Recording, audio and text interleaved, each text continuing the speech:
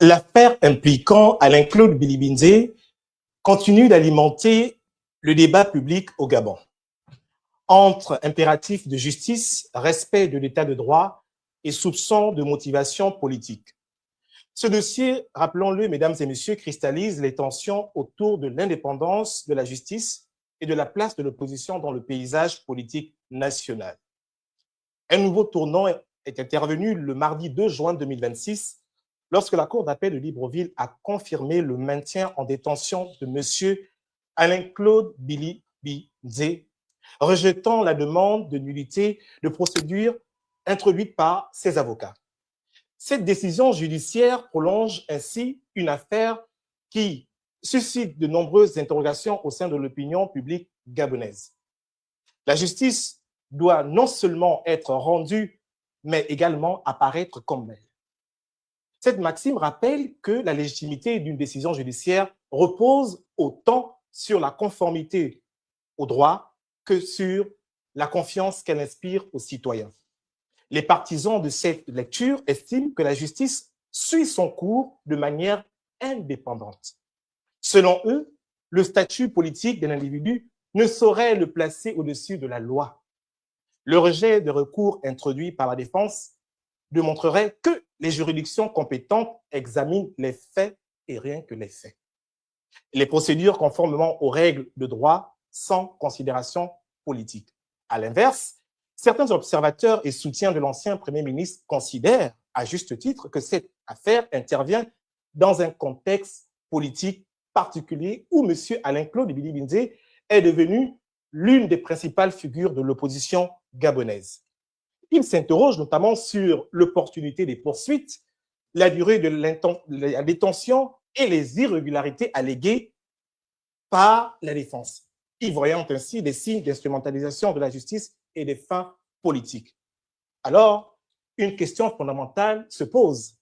Lorsque la justice poursuit une figure majeure de l'opposition, comment distinguer, mesdames et messieurs, l'exercice normal de l'action judiciaire d'un éventuel règlement politique et quels éléments permettent aujourd'hui d'apprécier objectivement l'affaire Alain-Claude Bilibinze?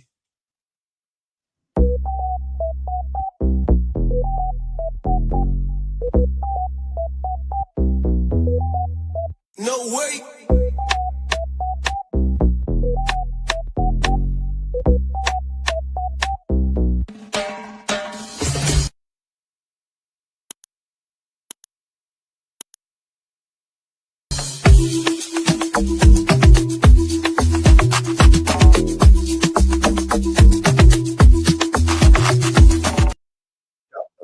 Non, c'est vrai.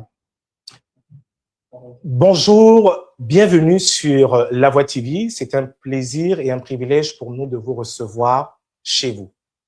Nous sommes avec Maître Arthur Verken. Maître, bonjour. Bonjour. Et merci d'avoir accepté notre invitation. Alors, brièvement, pour que l'opinion nationale, surtout au niveau du Gabon, sache exactement à qui s'adresse ce dernier, qui êtes-vous pour l'opinion? Alors, je suis avocat depuis 1993. J'exerce mon activité principalement au pénal depuis donc 33 ans, et notamment à l'international, puisque j'ai défendu 2 accusés devant le tribunal pénal international en dirigeant des équipes de défense pendant presque 10 ans, puis 2 accusés devant la Cour pénale internationale, et enfin, j'ai assuré la défense de M. Khieu Samphan, qui était l'ancien président Khmer Rouge du Cambodge, qui était jugé devant les chambres extraordinaires des tribunaux cambodgiens à Phnom Penh. Enfin, j'ai une activité en France qui concerne toujours l'Afrique, puisque je défends ici en France un certain nombre de personnes d'origine rwandaise qui sont accusées d'avoir participé au génocide, puisque la France se considère compétente pour les juger ici et refuse de les extrader au Rwanda. Et j'ai un certain nombre de dossiers à l'international également ici. Voilà en gros mon activité tournée principalement vers le pénal en France et vers le pénal à l'international. Merci pour ces éléments aussi importants pour les auditeurs de La Voix TV. Mais une autre question sur la forme, qu'est-ce qui explique que Maître, aujourd'hui, quelle est la disposition, ou encore quelles sont les dispositions qui permettent à Maître d'être constitué comme étant conseil de M. Alain-Claude Bilibinzé, alors que ce dernier est de nationalité gabonaise? Alors, j'ai été saisi par un groupe de soutien d'Alain-Claude Bilibinzé en France, et je suis entré en contact avec son équipe de défense gabonaise, puisqu'il était évidemment hors de question que je travaille sans être connecté à cette équipe de défense qui est sur le terrain et qui est en première ligne. Et je crois que le mot première ligne, qui a une connotation un peu guerrière, est tout à fait adapté à la situation très difficile dans laquelle mes confrères exercent leur métier au Gabon. Et ma mission première est de porter cette affaire à l'international. Et c'est la raison pour laquelle j'ai très rapidement saisi de la situation de M. Claude Bilibinzé la Commission africaine des droits de l'homme et des peuples, le groupe de travail des Nations Unies sur la détention arbitraire, de même que les commissions des affaires étrangères du Sénat et de l'Assemblée nationale, la cellule Afrique de l'Élysée et notre ministre français des Affaires étrangères. Évidemment, nous demandons à titre principal l'application du droit gabonais qui devrait très logiquement amener la justice gabonaise à libérer immédiatement Alain-Claude Bilibinzé. Je m'en expliquerai, je pense qu'on va en reparler. Tout à fait. Mais dans la mesure où il semble qu'il y ait des blocages très importants et que la procédure soit gravement défaillante au Gabon, eh bien, je suis là aussi pour porter une voix internationale et pour saisir toutes les instances qui peuvent statuer sur la nature tout à fait anormale de cette détention arbitraire, à notre sens. Revenons un tout petit peu sur les faits reprochés à votre client. En clair, que reproche-t-on à ce dernier? Alors, c'est vraiment le nœud du problème, puisque on reproche... Peut-être nous faire un résumé sur les faits. Alors, un résumé sur les faits, oui, c'est un petit peu particulier. En fait, il démarre en 2008. Monsieur Bilibinzé est à l'époque député à l'Assemblée nationale du Gabon, et il a été désigné par les autorités de l'État pour présider le comité d'organisation de la 9e édition de la Fête des Cultures. Donc, c'est une fête qui est organisée et financée normalement par l'État du Gabon et qui est destinée à promouvoir le patrimoine culturel national.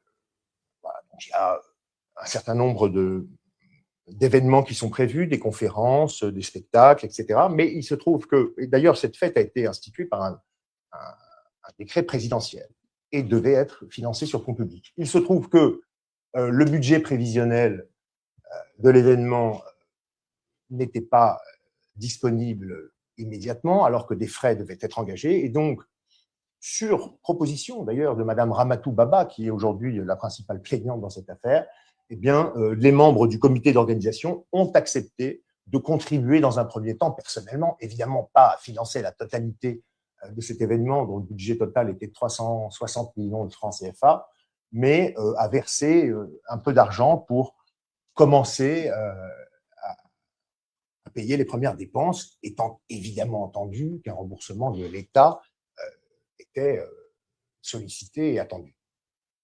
Madame Ramatou Baba a versé, je crois, 7 millions de francs CFA. Non, 5, pardon. Monsieur Alain-Claude Bilibinzé a lui-même versé 3 millions de francs CFA. D'autres membres du comité d'organisation ont versé, et cet argent a été utilisé pour financer la préparation de cette fête. Et puis, toujours en 2008, alors qu'un remboursement avait été sollicité, l'État gabonais a refusé de rembourser ces personnes en expliquant que l'État ne remboursait pas sur la vue de simples reçus, puisque les gens sont arrivés, Claude Bilibinzé et Madame Ramatou Baba, etc., avec des reçus comme quoi ils avaient avancé de l'argent. L'État gabonais a refusé en disant je ne rembourse pas au vu de simples reçus, il me faut des factures. Mais enfin, ces gens-là n'allaient pas émettre des factures, des fausses factures pour se faire rembourser. De sorte que dès 2008, Madame Ramatou Baba et Alain-Claude Bilibinzé lui-même ont su qu'ils ne recevraient pas ce remboursement de l'argent qu'ils avaient avancé. Nous sommes en 2008. Allez-y. Nous sommes en 2008 et il ne se passe plus rien jusqu'en 2026 où, fort opportunément, pour le pouvoir en place, semble-t-il, cette dame va aller porter plainte au pénal. Pourquoi? C'est difficile à dire. Il n'y a pas d'infraction pénale dans cette affaire. Monsieur Alain-Claude Bilibinzé est victime au même titre que Madame Ramatou Baba du refus de rembourser de l'État. Et tout ça ne constitue absolument pas une infraction pénale.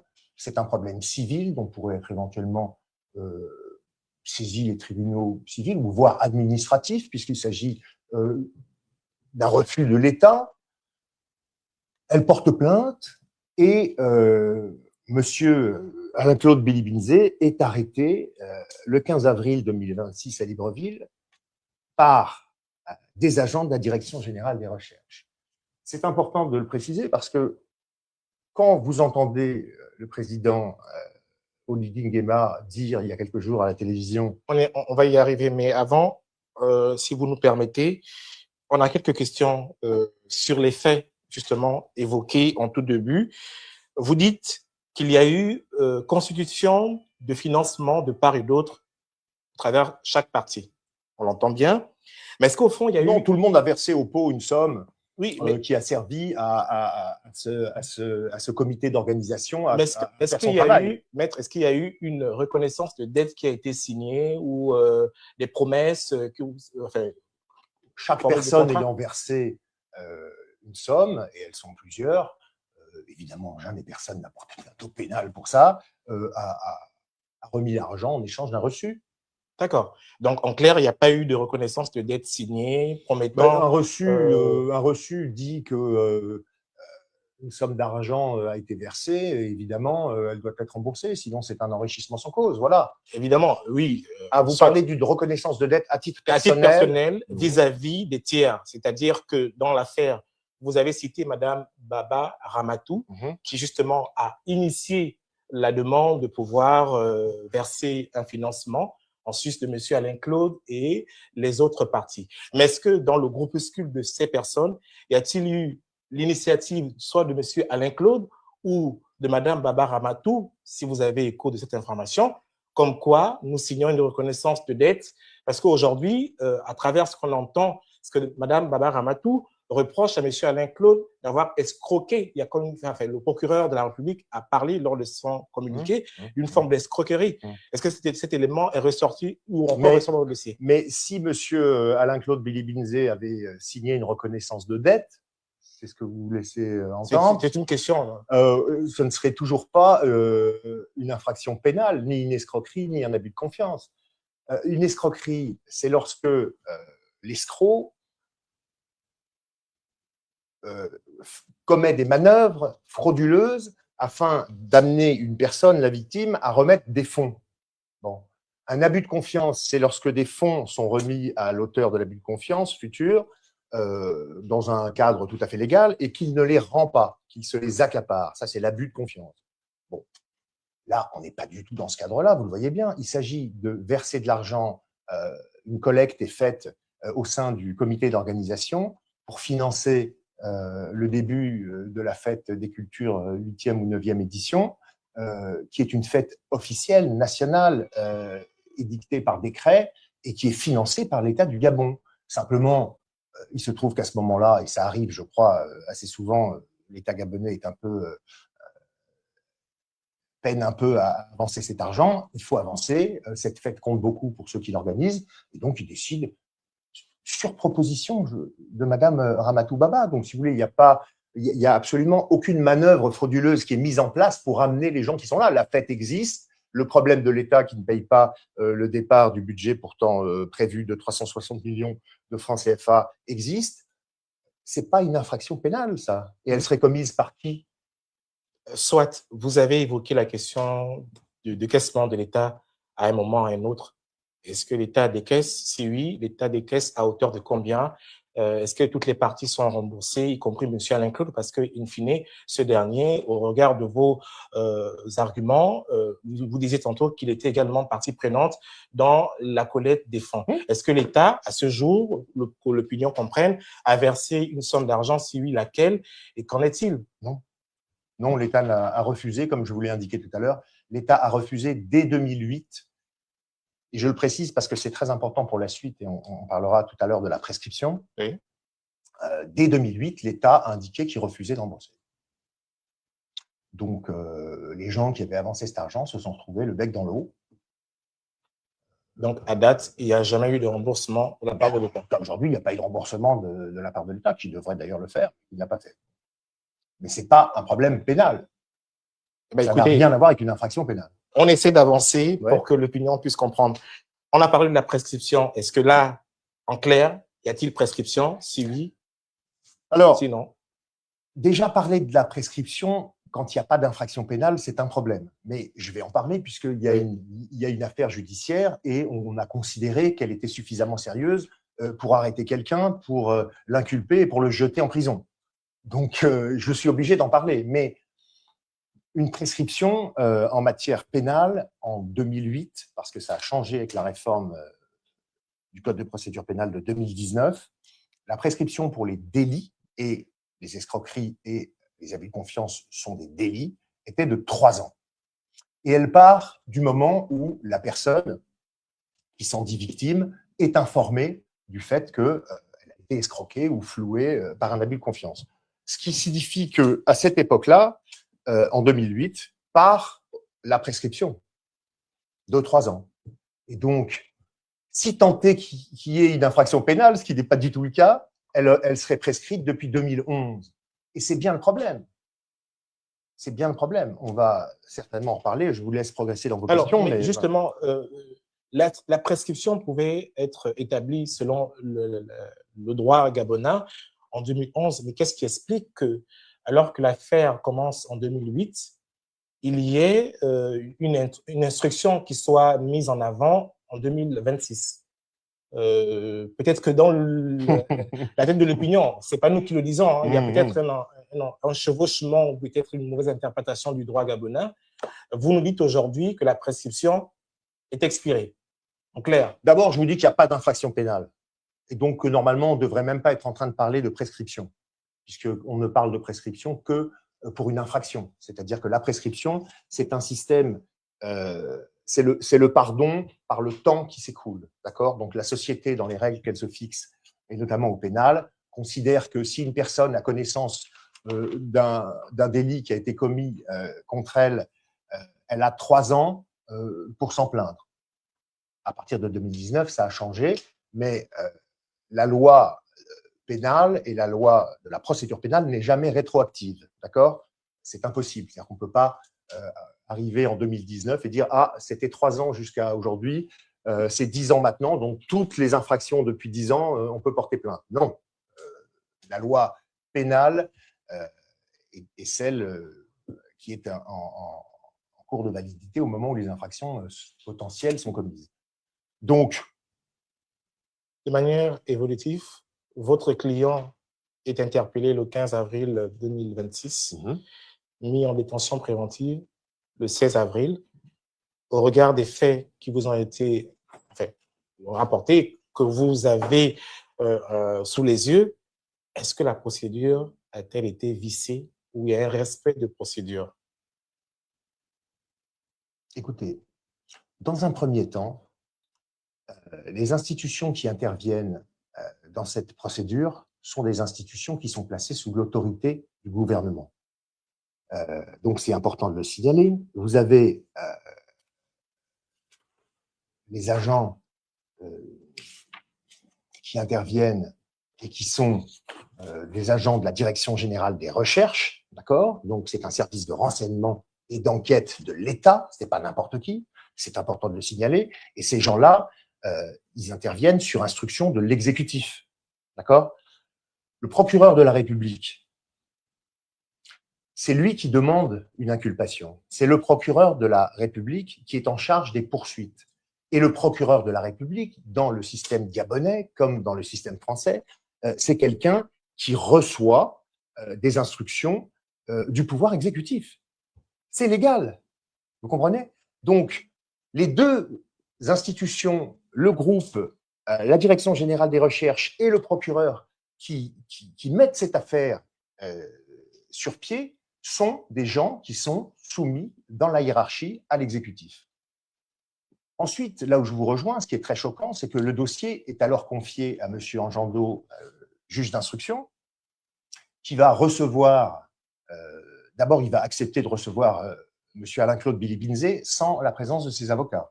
Peut-être revenir sur un détail quand même. Non mais attendez, je termine juste pour vous dire. Juste, allez-y. Le juge d'instruction, il est garant d'un certain nombre de droits des citoyens gabonais. Que l'exécutif ait donné des instructions à des gendarmes, à un service de renseignement et à un procureur pour monter une affaire vacillante et bancale, ok. Mais qu'un juge d'instruction accepte d'inculper Alain-Claude Bilibinzé et décide de le placer en détention, ça, c'est choquant pour la justice gabonaise.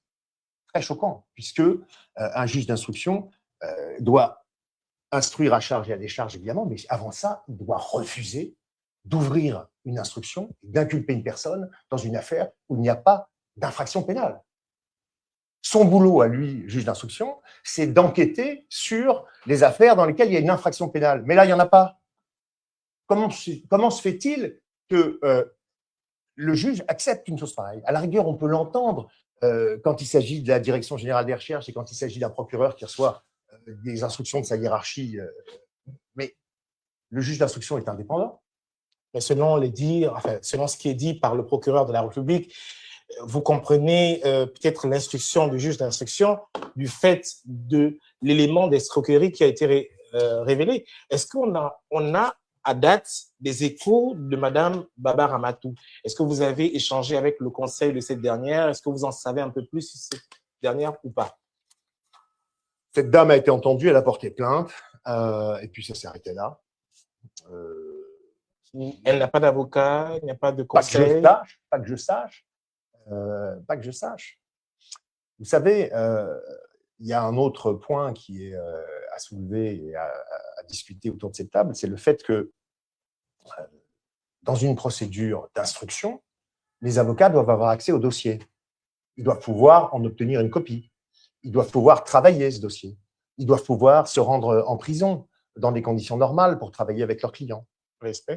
En l'espèce, ils n'ont jamais reçu la copie du dossier.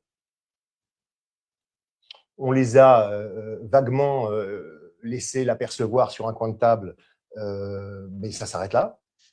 Et le régime qui est appliqué en détention à M. Alain-Claude Bilibinzé, notamment pour voir ses avocats, est très strict. Et sort, on a fixé 2 jours. On a fixé 2 jours pendant lesquels les visites des avocats sont autorisées, alors que le code de procédure pénale du Gabon prévoit expressément que les avocats peuvent rendre visite dès qu'ils le souhaitent et tous les jours à leurs clients. Donc, ils ne peuvent pas lui apporter de documents.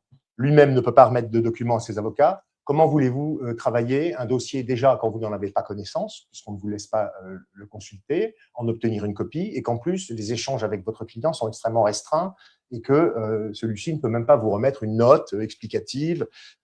Quand on prépare la défense d'une personne, on lui demande aussi de travailler. La connaissance des événements et des faits, c'est Alain-Claude Bilibinzé qui l'a en tête. C'est lui qui a vécu ce qui s'est passé. C'est très important de pouvoir… Et donc, à date, vous n'avez pas, ni vous, ni vos confrères, n'ont échangé avec M. Alain-Claude pour avoir un peu plus… Si, ils lui ont rendu visite, bien sûr, aux jours et aux horaires autorisés par le juge d'instruction. Et comment se porte-t-il? Mais écoutez, je crois que c'est quelqu'un qui est très solide et qui est très résilient, donc il est très combatif. Alors, vous disiez tantôt que la procédure, et ça vous l'avez ressassé tout au long de l'introduction de l'émission, est viciée, c'est ce que nous comprenons aisément à travers, à travers vos arguments.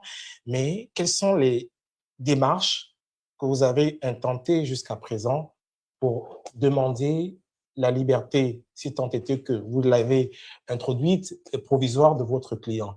Qu'est-ce qui justifie qu'à date, il n'y ait pas justement cette mise en liberté provisoire? Est-ce que votre client présente-t-il des garanties de représentativité au vu de cette liberté provisoire? Que vous dise la justice gabonaise concrètement? Tout a été fait. C'est-à-dire que tous les recours possibles pour contester le mandat de dépôt ont été lancés par mes confrères gabonais. Plusieurs demandes de mise en liberté ont été déposées.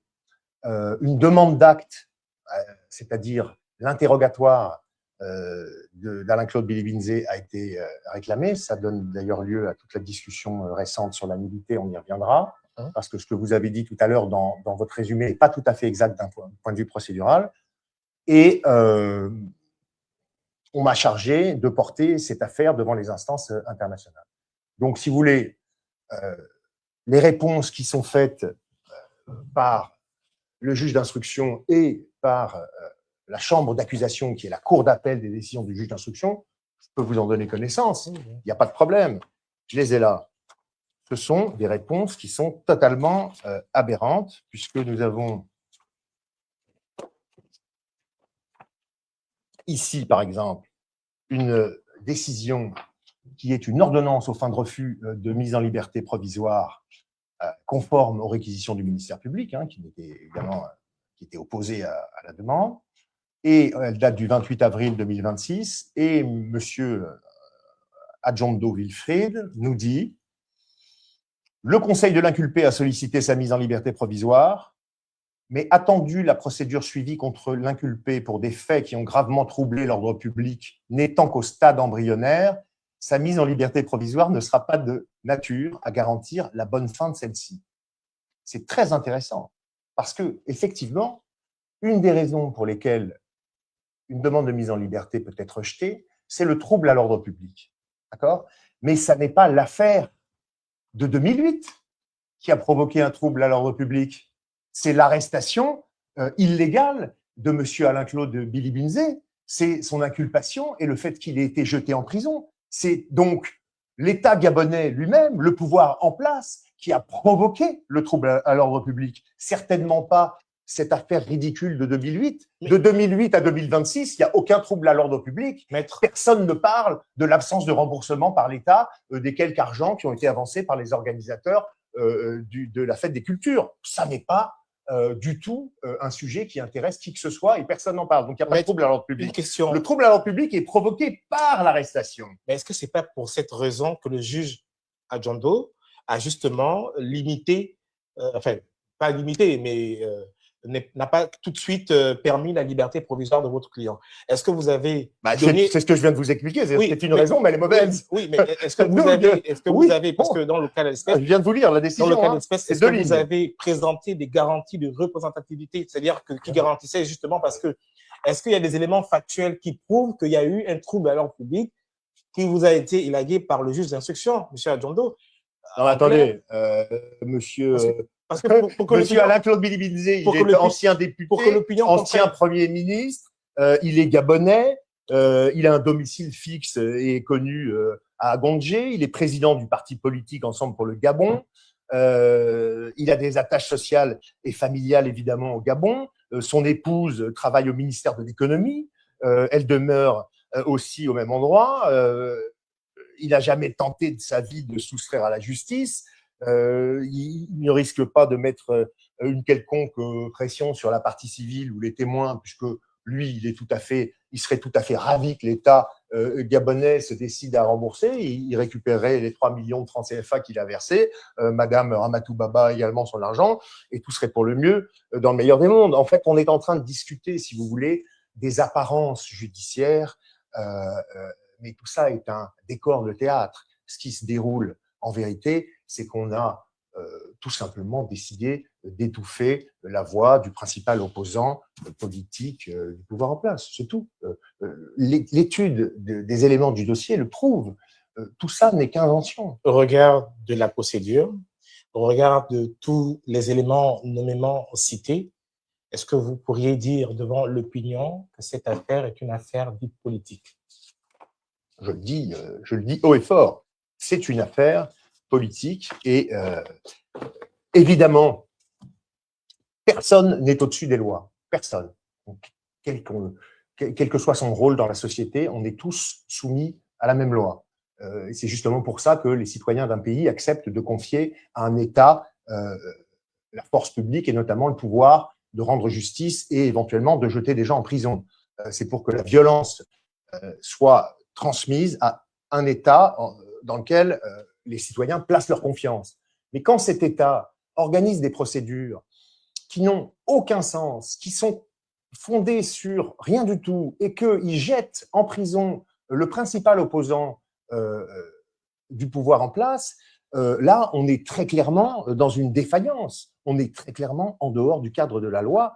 Un homme ne peut pas être arrêté, inculpé et maintenu en prison pour des faits vieux de 18 ans, qui sont de nature civile ou administrative, sans infraction identifiable et au mépris des délais prévus par la loi gabonaise elle-même et au mépris de la prescription prévue par la loi gabonaise elle-même. Le juge d'instruction n'aurait jamais dû accepter la demande du procureur d'ouvrir une instruction et d'inculper M. Alain-Claude Bilibinzé. Jamais, jamais, ça ne se voit pas. Et quand le président ou son porte-parole à la télévision il y a quelques jours explique que, enfin, voyons, c'est tout à fait normal, je ne peux rien faire pour M. Alain-Claude Bilibinzé puisqu'il y a la séparation des pouvoirs, et que, regardez ce qui se passe en France, quand c'est en France, on n'en parle pas. On va y arriver. M. Sarkozy, Mme Le Pen, etc. Ne vous inquiétez pas, on va y arriver. Okay. Revenons un tout petit peu sur les démarches, parce qu'il est important quand même de revenir sur ces éléments. Vous disiez tantôt que vous avez introduit des démarches auprès de la Commission africaine des droits de l'homme au niveau de l'Élysée, au niveau du Quai d'Orsay. Qu'en est-il à date de ces démarches qui ont été introduites? Alors, la Commission africaine des droits de l'homme et des peuples, c'est l'organe africain qui est chargé de veiller au respect de la Charte africaine des droits de l'homme et des peuples, qui a été signée par le Gabon. Et cette charte protège le droit à la liberté, l'interdiction de la détention arbitraire, le droit à un procès équitable, les droits de la défense. Donc, nous avons saisi cette commission. Je l'ai saisie pour qu'elle examine la situation de M. Bilibinzé, qu'elle réclame à l'État gabonais des mesures provisoires en urgence et qu'elle interpelle les autorités. Donc, évidemment, cette commission ne se substitue pas aux juridictions gabonaises. Hein, elle ne peut pas libérer elle-même M. Alain-Claude Bilibinzé, mais elle peut demander à l'État du Gabon de le faire et elle peut réclamer des mesures provisoires urgentes et interpeller les autorités gabonaises. Le groupe de travail des Nations Unies sur la détention arbitraire, il examine également les détentions arbitraires. Il peut le faire dans un cadre d'urgence. C'est un mécanisme qui est spécialisé auprès des Nations Unies et qui peut adresser un appel urgent à un État, demander des explications, puis rendre un avis. Évidemment, les avis sont, tous ces avis, que ce soit de la Commission ou du groupe de travail des Nations Unies sur la détention arbitraire, ce ne sont pas des jugements. Ce ne sont pas des jugements qui peuvent être mis à exécution immédiatement au Gabon, mais ils ont une autorité internationale très importante. C'est-à-dire que il faut comprendre que c'est une sorte de bras de fer. Jusqu'où le pouvoir en place va accepter et va violer les règles essentielles, non seulement en interne qu'il s'est fixé par la loi pénale, mais également en signant des traités internationaux respectant un certain nombre, s'engageant à respecter un certain nombre de droits protecteurs des citoyens, alors que énormément de personnes, y compris au Gabon, soutiennent. Vous avez un syndicat de magistrats, vous avez un syndicat de greffiers qui ont manifesté leur soutien à M. Alain-Claude Bilibinzé et réclamé sa remise en liberté. C'est quand même extrêmement fort. Il y a des gens au Gabon, et je m'adresse à eux, qui ont envie de travailler dans une justice équitable, qui veulent exercer leur métier dignement. Et donc, je dis, là, ici, la procédure est défaillante et il faut absolument que ces gens se réveillent et interviennent. Et sur la question de l'Élysée et du Quai d'Orsay, on n'a peut-être pas bien compris. Quel était le motif de leur saisine? Est-ce que c'est... Alors, oui, vous avez raison. Une connotation quand même assez politique, maître. Bon, écoutez, moi, je suis avocat français. Le Gabon est un pays francophone. Évidemment, je ne suis pas là pour prendre la place d'un avocat gabonais. On m'a demandé d'intervenir et je pense que les relations de la France avec le Gabon ont amené M. Oligui Nguema à dire il y a peu de temps que les relations étaient au beau fixe avec la France, etc. Bon, j'espère que ça va un peu changer et que lorsque M. Macron, si jamais M. Billy Binze n'était pas libéré à cette date, recevra le président Oligui Nguema, je crois que c'est au mois de juillet, il va lui dire, écoute, fais quelque chose, parce que là… Donner des injonctions, hein? Vous voulez dire donner des injonctions? Mais non, pas des injonctions, mais les chefs d'État, c'est pas des injonctions. Vous savez, c'est pour l'opinion. Hein. On pose des questions, c'est pour l'opinion, c'est parce qu'après, il y a des interprétations. Peut-être qu'au moment où on échange, il y a peut-être un débat qui se tient dans l'échange qui est la nôtre. Donc, il faut peut-être éclairer l'opinion pour comprendre. Écoutez, moi, je suis complètement en dehors de tout ça. Je ne fais pas de politique à la place des Gabonais. D'accord. S'il y a des Gabonais qui estiment que les autorités françaises n'ont rien à dire à M. Oligui Nguema, je les comprends tout à fait. S'il se trouvait que les gens qui m'ont saisi avaient été expatriés au Danemark, ils auraient peut-être demandé à un avocat international danois, et là, on n'aurait rien dit, parce que bon, le Danemark et le Gabon ne sont pas des pays qui ont une histoire commune. Voilà. Donc, je comprends qu'on puisse, mais à mon avis, c'est un débat complètement stérile. Moi, je suis avocat français, donc je saisis aussi la présidence et le ministre des Affaires étrangères, même si j'entends bien qu'il y a peut-être derrière des gens qui disent Il est toujours important de faire de la pédagogie pour qu'il n'y ait pas qu'il y ait des interprétations maîtres, parce que nos émissions ont une portée pédagogique. Mais vous avez tout à fait raison. Sur la question de la nullité, oui. Quelle irrégularité justifie principalement votre requête? Alors, nous avons déposé plusieurs requêtes en nullité, d'accord? Notamment lorsque nous avons contesté la validité du mandat de dépôt. Bon. Tout ça ne concerne pas directement ce qui s'est passé il y a quelques jours. Qu'est-ce qui s'est passé il y a quelques jours? Le 30 avril 2026, la défense gabonaise a déposé sur le bureau du juge d'instruction une demande d'interrogatoire de son client, Alain-Claude Billy Binze. Vous savez que dans une instruction, les parties, le procureur, la défense, les avocats des parties civiles, s'il y en a, peuvent demander des actes au juge, d'accord, qui doit instruire à charge et à décharge. Et là, M. Billy Binze n'ayant pas été interrogé, eh bien, sa défense a déposé une demande. L'acte consistant à l'interroger. Le juge, selon la loi, avait, c'est l'article 96 du Code de procédure pénale du Gabon, avait 8 jours pour répondre. D'accord ?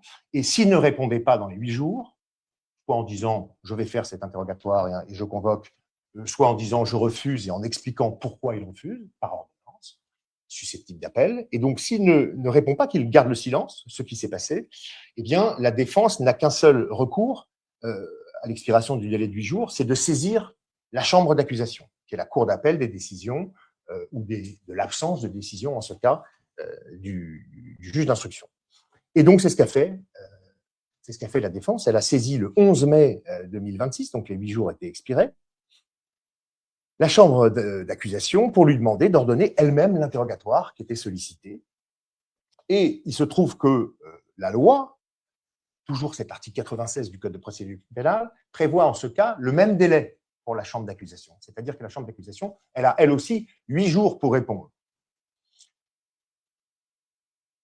Et là, en l'occurrence, elle devait statuer avant le 19 mai 2026, puisque la demande, la saisine de la chambre d'accusation avait été déposée le 11 mai. Elle ne va pas répondre. Et la loi, si vous voulez, dit quoi? Elle dit que le silence de la chambre d'accusation reçoit comme sanction la nullité de la procédure. D'accord? Donc, l'article 96 explique que l'interrogatoire sollicité doit être examiné par la chambre d'accusation dans un délai de 8 jours, prévu, je cite le texte de l'article 96, à peine de nullité de la procédure. Et la loi n'autorise aucune exception de convenance et aucun texte ne permet de proroger ce délai. Aucune décision n'a été rendue le 19 mai 2026 sur cette saisine qui avait été faite. Bon. 12 jours de silence, puisque le 22 mai 2026, la défense relance la chambre d'accusation en lui disant cette fois, vous n'avez pas répondu à notre saisine, le juge non plus, ni vous, il y a une nullité, c'est prévu par l'article 96, et donc nous vous demandons de remettre en liberté M. Bilibinzé, puisque la procédure est annulée. En tout cas, elle devrait l'être par vous. Alors ça, c'était le 22 mai. Le même jour, le parquet général a indiqué en parallèle que cette requête du 22 mai, elle serait examinée en chambre du conseil par la chambre d'accusation. Ça veut dire quoi, chambre du conseil? Ça veut dire qu'au Gabon, il n'y a pas d'audience avec les parties devant la chambre d'accusation. La chambre d'accusation se réunit toute seule, entre magistrats, mais il n'y a pas de plaidoirie d'avocat, il n'y a pas de plaidoirie orale du procureur. Donc, il n'y a pas de défense, il n'y a pas… Si, ça se passe, mais par écrit. Une requête écrite est déposée, le parquet prend des réquisitions écrites, mais il n'y a pas une audience au sens classique, on l'entend. Donc ça devait se tenir le 26 mai. Et le 26 mai, effectivement, la chambre d'accusation a annoncé qu'elle allait rendre une décision le vendredi 29 mai 2026. Et elle a rendu le vendredi 29 mai 2026 aucune décision. Donc, au motif, il y a eu un motif Non, pas de motif. Le palais de justice était ouvert. J'ai entendu dire qu'il y avait une cérémonie de deuil pour un greffier qui était décédé, mais enfin qui a duré 1 heure, donc ça n'empêche pas la tenue. Et puis surtout, c'est même pas la tenue de l'audience de la chambre d'accusation, puisqu'elle a eu lieu le 26. Donc là, c'est juste rendre la décision, c'est-à-dire la mettre à disposition des parties au greffe. C'est quelque chose de très simple à faire. Donc, voilà, vous posez ça sur la table et c'est terminé. Donc, c'est pas une cérémonie de deuil qui peut… Et donc, le 29 mai, la décision n'est pas rendue. Vous saisissez à nouveau la cour d'appel. Comment ça se passe? Absolument. Donc, on saisit non plus cette chambre d'accusation qui ne répond à personne, pas plus que le juge d'instruction. On saisit cette fois, c'est ce qui est prévu, le procureur, en l'occurrence M. Eddy Minang, et on lui demande de libérer immédiatement, puisqu'il y a une procédure qui est nulle. Les textes de loi sont violés, il doit libérer et non seulement il ne le fait pas, mais finalement, le 2 juin 2026, la chambre d'accusation informe avoir rejeté le recours du 22 mai. Donc en fait, elle n'a jamais répondu au recours initial qui était du 11 mai. Elle a juste répondu et en rejetant cette saisine qui avait été faite, en demandant de constater la nullité. La nullité, elle est toujours là. Alors même qu'il n'y a pas eu de réponse selon le récit que vous donnez ici en clair, qu'est-ce que cela traduirait selon vous? Qu'il n'y ait pas eu de réponse selon la date qui a été prévue au préalable et qu'après, il y a un rejet qui tombe de mémoire. Vous parliez du 29, c'est bien ça? Non, du 26. Le 2 juin. Oui. Le 2 juin, le rejet, mais qu'est-ce qui, justement, est-ce qu'il y a eu une motivation de la part du procureur général? Non, pas du tout. Est-ce qu'il y a eu… Non. On est dans le silence total. On est dans la soumission silencieuse. Qu'est-ce que cela traduit au fond de la justice gabonaise? C'est très embêtant parce que c'est une violation très grave du droit gabonais, du droit international validé par le droit, par l'État gabonais à travers les traités internationaux. C'est une violation des garanties fondamentales du procès équitable qui est terrible. Si vous voulez, ça dépasse le petit cas de monsieur Bilibinzé. Bon. Ça veut dire qu'on est dans un dossier dans lequel on peut se demander ici, mais peut-être dans d'autres affaires aussi, est-ce que au Gabon, la loi protège encore le citoyen contre l'arbitraire? Les auditeurs sauront répondre à la question. Vous disiez tout à l'heure que M. Alain-Claude Bilibinzé a occupé des fonctions, il a été ministre, il a été Premier ministre, etc., etc. Mais est-ce que vous, son conseil, après avoir échangé et vu ce dernier, est-ce qu'il y a une situation qui vaille, qui s'est dit à un moment, il faudrait voir comment constituer des financements pour donner à cette dame, puisqu'au fond, la véritable problématique, c'est le non-remboursement des financements qui puissent ont été soit empruntés ou a été escroqués. Est-ce qu'il y a eu cette question qui s'est soulevée auprès de votre client en disant... Alors d'abord, précision, je n'ai jamais rendu visite à monsieur... Non, je parle de vos confrères, évidemment. Confrères, évidemment, un peu, ceux qu'ils peuvent. Ensuite, tout le monde comprend bien dans cette affaire que ça n'est pas du tout un problème d'argent. Quand bien même il y a eu l'intention de... Et donc, il y a eu un refus de la plaignante. Comment? Il y a eu un refus de la Ah non, mais il y a pas eu, je ne pense pas qu'il y ait eu la moindre proposition. Elle n'aurait aucun sens. Monsieur Alain-Claude Bilibinze est lui-même victime du refus de rembourser l'argent qu'il a avancé à l'État gabonais, et ce refus est connu de tous depuis 2008.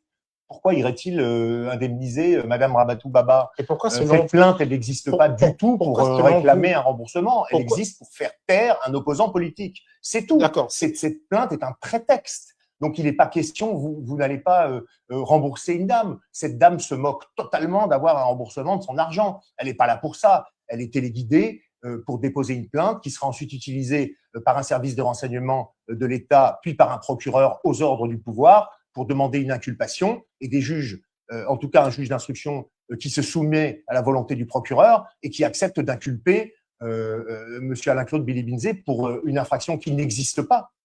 On va écouter un petit élément, une petite vidéo, maître, et on revient juste après pour la suite de notre interview. D'accord. C'est très clair. Je vais en venir un petit peu à la situation plus politique ici au Gabon. Alain-Claude Bilibinze, ancien Premier ministre, est emprisonné depuis quelques semaines pour des accusations d'escroquerie, une affaire qui remonte à 2008. Lui, ses alliés affirment que ce n'est pas du tout une affaire d'escroquerie, mais une persécution politique, et que vous en êtes l'instigateur. Ah bon? Et vous y croyez? Moi, je n'ai pas à juger, je vous pose la question. Ah bon, c'est dire qu'ils ne me connaissent pas. Et maintenant, pour vous reprendre en toute franchise, la France est un État indépendant, souverain, respectueux des droits de l'homme, avec la séparation de pouvoir entre l'exécutif et la justice. Mais le Gabon aussi l'est. J'ai vu... C'est très clair. Je vais en venir un petit peu à la situation plus politique ici au Gabon. Alain-Claude Bilibinze, ancien Premier ministre, est emprisonné depuis quelques semaines pour des accusations d'escroquerie, une affaire qui remonte à 2008. Lui, ses alliés affirment que ce n'est pas du tout une affaire d'escroquerie, mais une persécution politique, et que vous en êtes l'instigateur. Ah bon? Et vous y croyez? Moi, je n'ai pas à juger, je vous pose la question. Ah bon, c'est dire qu'ils ne me connaissent pas. Et maintenant, pour vous reprendre en toute franchise, la France est un État indépendant, souverain, respectueux des droits de l'homme, avec la séparation de pouvoir entre l'exécutif et la justice. Mais le Gabon aussi l'est. J'ai vu à la télé dernièrement un ancien chef d'État français être condamné. Est-ce que ça a été le problème de Macron? Dites-moi. Marine Le Pen, elle a été condamnée. Est-ce que ça a été le problème de Macron? Quand c'est chez vous, on dit que c'est la séparation de pouvoir entre l'exécutif et le judiciaire. Mais quand ça arrive en Afrique, vous êtes toujours en train de nous jeter la pierre. On ne reconnaît plus la séparation de pouvoir. Donc vous n'avez rien à voir avec ça? Je n'ai rien à voir. C'est une affaire privée, elle ne me concerne pas. Elle n'est pas embarrassante quand même, un ancien Premier ministre, par rapport à votre volonté de promouvoir la démocratie? Non, c'est une affaire privée. Moi, je compatis. Ça me touche beaucoup à ce qui lui arrive. Surtout qu'au-delà des convictions politiques qui sont divergentes, mais il reste un ami. Et c'est mon ami, on n'a pas de problème. Et je ne suis pas mêlé là-dessus. Merci la régie. Maître, nous venons d'écouter le président de la République gabonaise, M. Brice Clotaire Oligui Nguema. Il termine son allocution sur cette affaire en disant « c'est mon ami » et que cette affaire touche particulièrement. Qu'est-ce que vous avez à dire par rapport à ces dires? Écoutez, c'est très fort de café, cette histoire. D'abord, dans un premier temps, je crois qu'il est important de rappeler une chose, c'est que dans les affaires qui ont amené les mises en examen, par exemple, puisqu'ils sont donnés par le président M. Sarkozy et Mme Le Pen, on est dans un état de droit avec une justice indépendante qui fonctionne. Et donc, avant de mettre en examen, c'est-à-dire d'inculper, hein, c'est l'équivalent, M. Sarkozy et Mme Le Pen, il y a eu des années d'enquête. Des années d'enquête. On avait des infractions qui étaient clairement identifiées, des infractions pénales. Il y a eu des débats contradictoires. Et puis, ni le président Sarkozy, malgré la gravité des faits qui lui étaient reprochés, ni Mme Le Pen, malgré la gravité des faits qui lui étaient reprochés, n'ont été jetés en prison comme des voyous pour autant. Donc là, ici, on parle aujourd'hui d'un homme qui est arrêté et emprisonné pour des faits qui ne sont pas des infractions pénales, qui, s'ils étaient des infractions, seraient prescrits. Ce n'est pas du tout la même chose. Donc, évidemment que tout le monde est soumis à la loi. Un opposant peut être poursuivi. Ce n'est pas parce que M. Alain-Claude Bilibinzé est un ancien ministre ou qu'il est un opposant et qu'il est même l'opposant principal au pouvoir en place qu'il ne peut pas être poursuivi s'il commet des infractions. En revanche, quand il ne commet pas d'infraction et qu'on le jette en prison en décorant tout ça d'un saupoudrage de procédure judiciaire qui ne tient pas la route une seconde, là, il y a un problème. Il n'y a aucune base juridique sérieuse pour mettre M. Alain-Claude Bilibinzi en prison. Donc, comparé avec la situation française et en essayant de se dissimuler derrière une espèce de posture de victime en disant que c'est parce que le Gabon est un pays africain qu'on se permet de le critiquer, franchement, je ne pense pas que ce soit à la hauteur. Mais est-ce que ce n'est pas récurrent, quelque part, si on sort un tout petit peu du dossier, est-ce que ce n'est pas récurrent, en ce sens où est-ce que les médias internationaux, qui ne sont pas forcément des médias portés sur l'Afrique, ont souvent un regard critique sur le comment du pourquoi les affaires qui concernent les Africains? Nous demandons l'application stricte de la procédure pénale gabonaise. C'est écrit dans les textes. OK ? Donc, il faut une infraction pour inculper. Il n'y a pas d'infraction. Vous devez refuser d'inculper. Vous ne pouvez pas arrêter quelqu'un, le jeter en prison et prétendre qu'il y a une infraction lorsqu'il n'y en a pas et dire « Ah, désolé, c'est la séparation des pouvoirs ». Vous ne croyez pas au propos de M. Brice-Victor Oligui Nguema, le président? C'est-à-dire de croire à quoi? À ce qu'il dit. Vous n'avez pas… il dit clairement dans l'interview que cette affaire lui touche, et qu'au fond, il n'a pas à s'initier dans… il est ravi que son principal opposant soit jeté en prison, oui, ça je crois. Dire que c'est un ami, bon, c'est presque, c'est une certaine manière, c'est se foutre du monde. Enfin, je veux dire, oser dire ça devant un journaliste français assis au milieu du palais de la démocratie flambant neuf à Libreville, c'est se moquer du monde. C'est très clair. Enfin, je veux dire, évidemment, je vous l'ai dit tout à l'heure, les forces de l'ordre qui ont interpellé monsieur Alain-Claude Bilibinzé sont des forces qui sont soumises à l'exécutif. Le procureur, en haut de sa hiérarchie, c'est l'exécutif. Et le juge d'instruction est supposé être indépendant et garant de la sécurité judiciaire des citoyens. Or, il accepte d'inculper une personne pour une infraction inexistante et en plus, il le jette en prison. À la rigueur, si il voulait l'inculper, écoutez, sans le mettre en détention, on peut discuter ensuite de l'affaire et puis on aurait obtenu un non-lieu dans 1, 2, 3, 4 ans.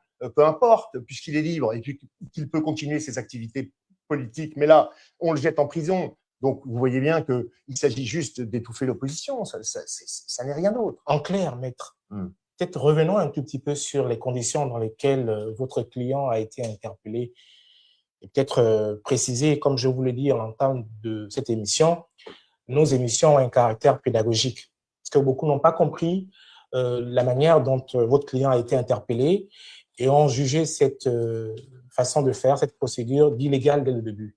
Est-ce que vous avez des faits Est-ce que vous avez écho de comment est-ce qu'il a été interpellé de suite? Est-ce que c'est comme ça que ça devait se passer ou bien il y a eu autre chose? Juste revenir sur cet élément.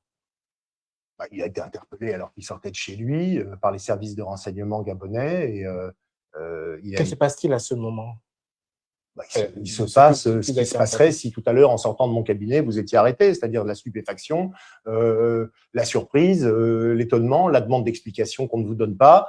On l'a amené au palais de justice sans même le laisser contacter ses avocats et sans prévenir de ses avocats, qui étaient pourtant connus, et qu'il a pu désigner. Donc, il a été présenté au juge d'instruction hors la présence de ses avocats, c'est tout à fait anormal. Et puis ensuite, on l'a jeté à la prison centrale de Libreville. Qu'est-ce que vous voulez? Voilà, quand le pouvoir exerce son pouvoir, non pas pour protéger les citoyens, mais pour exercer des décisions arbitraires, ça se passe comme ça. Et c'est malheureux, donc il faut absolument réagir. Je crois, moi, qu'il est encore temps de le faire sans perdre la face et de remettre M. Alain-Claude Biliebynzé, un juge, quel qu'il soit ce juge d'instruction, un autre ou une chambre d'accusation, doivent rapidement le sortir de là. L'instruction pourra continuer, et puis nous démontrerons dans le cadre de cette instruction qu'il n'y a pas d'infraction pénale, et l'affaire fera l'objet d'un non-lieu. C'était d'ailleurs l'idée de départ lorsque mes confrères gabonais ont déposé une demande d'interrogatoire. C'était de permettre à M. Biliebynzé de s'expliquer devant le juge d'instruction. Le juge d'instruction n'a pas répondu, ni la chambre d'accusation. Et ensuite, on a refusé de le libérer. Donc, si vous voulez, vous savez, quand vous mettez des crabes ou des homards ou des langoustes vivantes pour les cuire, vous les mettez d'abord dans l'eau froide. Ils sont tranquilles, et puis petit à petit, vous réchauffez l'eau et la bête ne se rend pas compte qu'elle est en train de cuire parce que les choses sont progressives. Eh bien, un État, eh bien, c'est la même chose, c'est-à-dire que c'est progressif, ça se referme et ça viole progressivement les libertés fondamentales. Lorsque, pendant la Seconde Guerre mondiale, le gouvernement de Pétain a prononcé et dicté les lois qui obligeaient les Juifs à aller se déclarer en préfecture, ils y sont allés pour la plupart, en se disant, bon, si ce n'est que ça, hein, si ce n'est que ça. Et puis ensuite, on leur a dit, il faut porter une étoile. Et puis ensuite, on leur a dit, tiens, on va vous regrouper dans un camp. Et puis ensuite, ça sera un camp de travail. Et puis ensuite, on les a mis dans des trains, puis on les a envoyés en Pologne et ailleurs, et on les a exterminés. Donc, si vous voulez, et les gens, on est souvent surpris quand on regarde cette histoire de se dire, mais comment est-ce qu'ils ont pu accepter? Il y a eu des rébellions, évidemment. C'est pas ce que je dis, mais c'est anecdotique par rapport à l'horreur des 6 millions de morts de la Shoah. On n'en est pas là, mais je dis juste que c'est un processus qui est progressif. Donc, je crois savoir que il y a eu notamment au Gabon des mesures de fermeture des réseaux sociaux. On voit ça dans des pays qui ne sont pas vraiment des démocraties, hein, comme en Russie, mais également en Iran. Hein, c'est quand même pas très joyeux. Et puis, petit à petit, les libertés fondamentales s'éteignent ou sont raccourcies. Et il faut résister. Le citoyen doit s'opposer. Un élément important quand même sur la question de la nullité. Est-ce que la nullité que vous avez introduite, elle concerne toute la procédure ou bien une seule partie de la procédure? Toute cette procédure est nulle. Toute cette procédure est nulle. Donc, si vous voulez, il n'y a pas à discuter 5 minutes là-dessus. Depuis le départ, vous ne pouvez pas utiliser la force publique et la force et l'autorité judiciaire, pénale, pour arrêter quelqu'un et le jeter en prison alors qu'il n'y a aucune infraction. Ça n'est pas pour ça qu'on a prévu une police, un procureur et des juges. C'est pas du tout pour faire ça. C'est pour protéger les citoyens et faire en sorte que les infractions soient sanctionnées et que les citoyens se sentent en sécurité dans le pays qui est le leur. Et donc, les magistrats tels que les juges d'instruction et ceux qui composent la cour d'appel des juges d'instruction, c'est-à-dire la chambre d'accusation, doivent être indépendants du pouvoir. Quand on voit, comme je l'ai regardé récemment, les images qui avaient été tournées par le fils de M. Bongo dans le bureau du président, avec tous les magistrats les plus hauts du Gabon en train d'expliquer que il fallait qu'on allait les libérer, on allait rendre immédiatement très vite une décision de remise en liberté, mais il faudrait qu'ils signent ce papier dans lequel ils s'interdisent de poursuivre ou de faire le moindre procès à l'État du Gabon, tout ça en présence de monsieur Oligui Nguema et des plus hauts magistrats du pays qui expliquent avoir reçu pour instruction de remettre en liberté. Vous voyez bien que les propos du président devant France 24 sont complètement fantaisistes. Merci, maître. On va revenir sur le sujet qui nous lie cet après-midi, ce soir. In fine, on prendra quelques questions des auditeurs. Je ne sais pas s'il y a des questions. S'il y a des questions, maître, vous pourrez y répondre, évidemment. Ah, bien sûr, je suis tout à fait d'accord. Je suis là pour ça. On va essayer de prendre quelques questions. Donc, n'hésitez pas, messieurs et dames. Nous parlons de monsieur Alain-Claude Bilibinze, qui est aujourd'hui en détention préventive. Cela fait 51 jours. Et nous sommes avec son conseil, qui est maître Arthur Verken, j'y arrive. Donc, on va prendre quelques questions. Allons-y.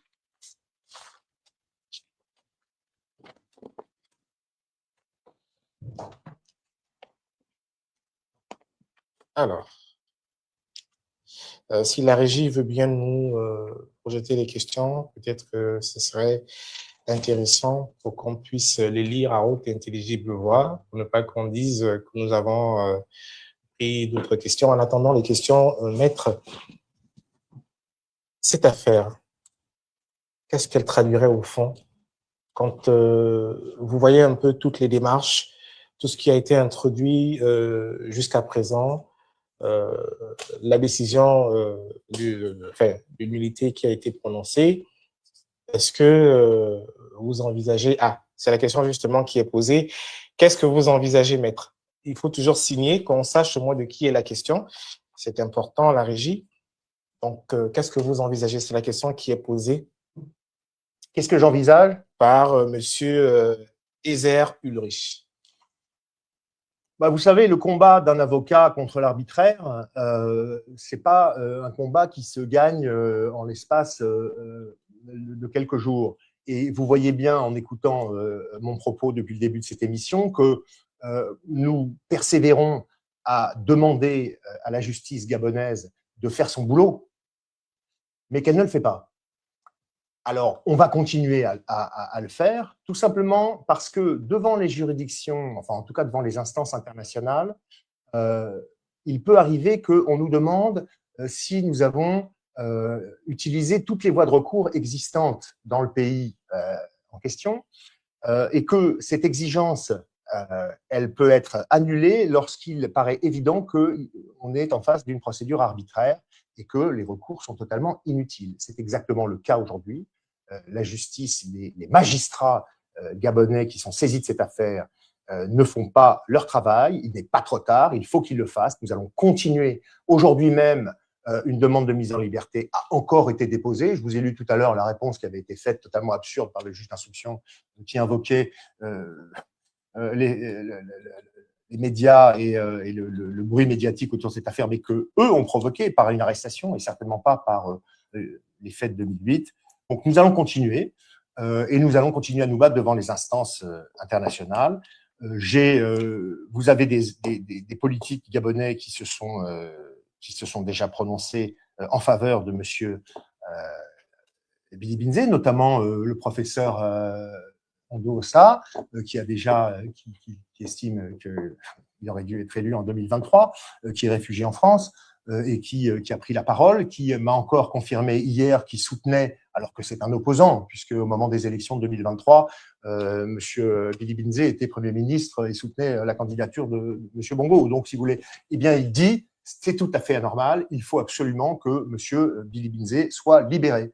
Et nous allons continuer à nous battre sur tous les terrains d'influence, que ce soit diplomatique, que ce soit devant les instances internationales que j'ai citées, que ce soit auprès de la presse, que ce soit en nous adressant directement, comme je le fais aujourd'hui, parce que dans l'équipe, je suis un peu le seul à pouvoir tenir les propos que je tiens, puisque j'ai la chance de vivre dans un pays où la justice est quand même indépendante et où les libertés fondamentales sont respectées.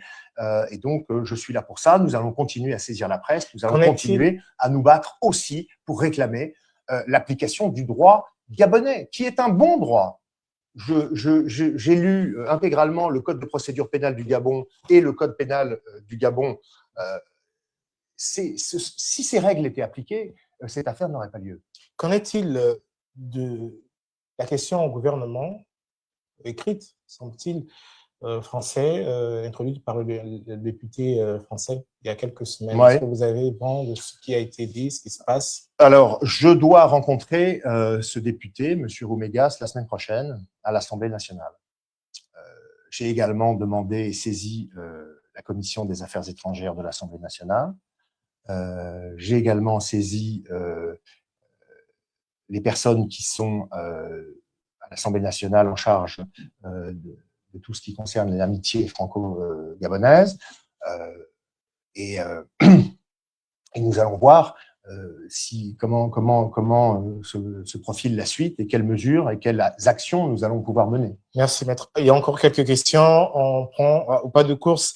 Je pense que c'est en lien avec la première question posée. Quels sont les recours pour faire sortir Billy Binze? Enfin, la personne, je lis tel que la question est posée. Ne l'allez pas lire après que c'est la voix qui interprète. Quels sont les recours pour faire sortir Billy maintenant que maître Arthur a pris l'affaire en marche? Eh bien, les recours, si vous avez écouté, ils sont d'abord dans le système judiciaire gabonais, continuer à demander aux juges de faire leur travail en le plaçant d'abord en liberté, et puis ensuite nous battrons sur le fond de l'affaire. Donc ça, c'est fait tous les jours. Aujourd'hui encore, une nouvelle demande de mise en liberté a été déposée par mes confrères sur le bureau du juge d'instruction. Donc nous avons le droit. Alors attendez. Aujourd'hui, une demande de mise en liberté a été déposée, aurait dû être déposée. Excusez-moi, le juge d'instruction a refusé de la prendre. Motif?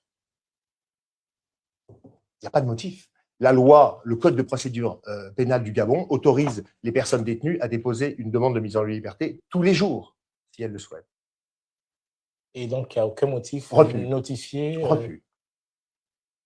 C'est vous dire à quel point on est dans une affaire qui sort de l'ordinaire et qui est très inquiétante pour l'état de droit au Gabon et pour les citoyens gabonais. Parce que c'est une affaire qui dépasse évidemment la petite ou la grande personne de M. Alain-Claude Billy-Binze. Encore quelques questions. Jusqu'à quand le tribunal peut le retenir en détention, Carmen Nzé? Et la deuxième question qui suit celle-ci, qu'en est-il de l'inéligibilité pour la prochaine élection prévoit la loi Carmen Nzé? Je n'ai pas bien compris cette question. Moi, je la comprends. Cette personne veut savoir si l'objectif qui serait éventuellement poursuivi par le pouvoir en place au Gabon ne serait pas finalement de prononcer une inéligibilité. Bien sûr, c'est le principal opposant. Il a été en deuxième position lors des élections de 2025 et c'est quelqu'un qui est combatif, qui est honnête, qui a des idées. Mais pourquoi il y aurait une inéligibilité? Parce que ça peut faire partie des peines complémentaires que décide un tribunal. Lorsque un tribunal prononce une condamnation, mais il faudrait encore que cette affaire arrive devant un tribunal. Hein.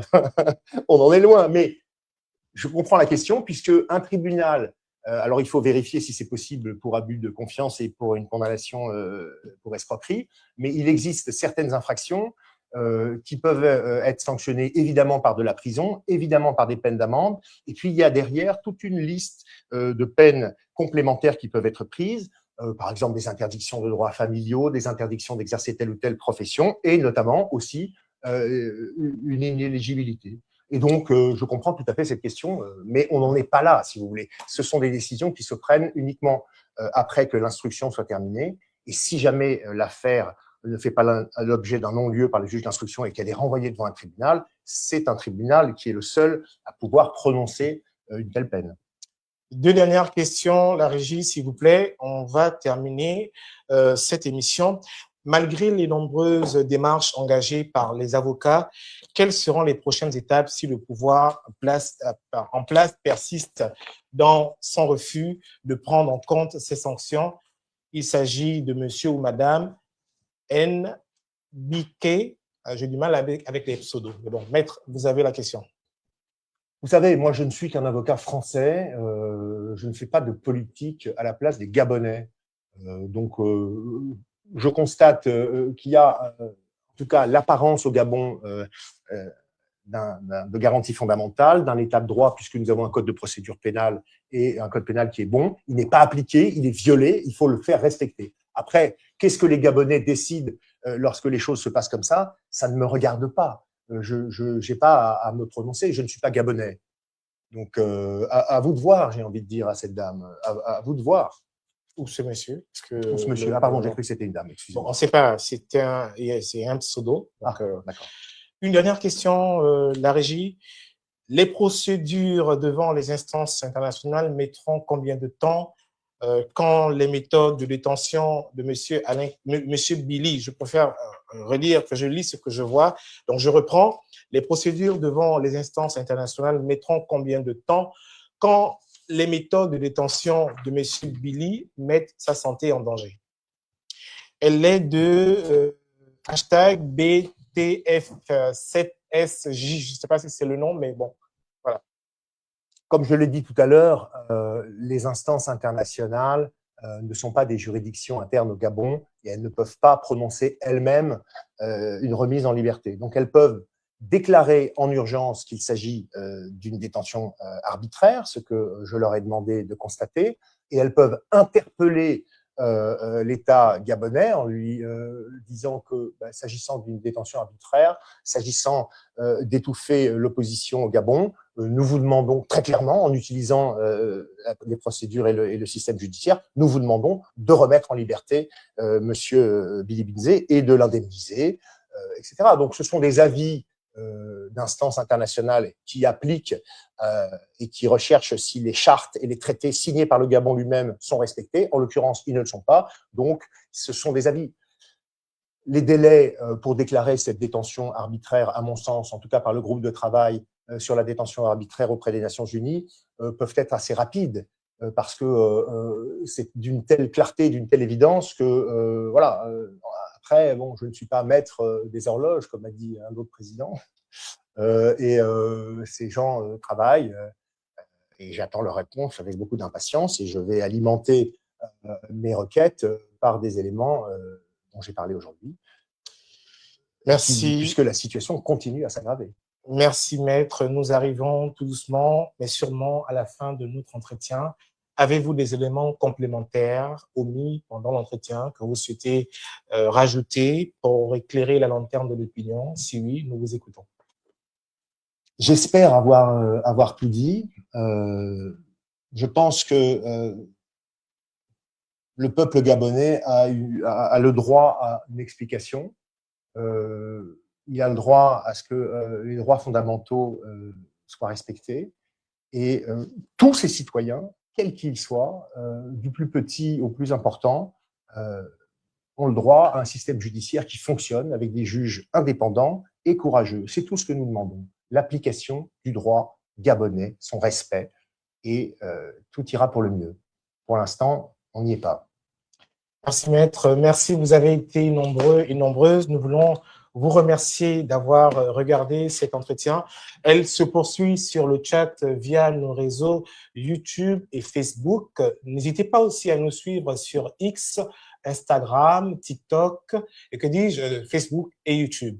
Sur ce, portez-vous bien. Je vous dis, tout d'abord, avant de vous laisser, si éventuellement il advenait que le juge d'instruction, M. Adondo, ou peu importe, le procureur de la République de Libreville, voudrait s'exprimer aussi pour donner sa part de vérité par rapport à cette affaire, nous serons aimables et voilà, nous allons le recevoir en toute légitimité parce que nous pensons et nous sommes pour le principe du contradictoire. Sur ce, portez-vous bien et je vous dis à très bientôt sur la Voix TV.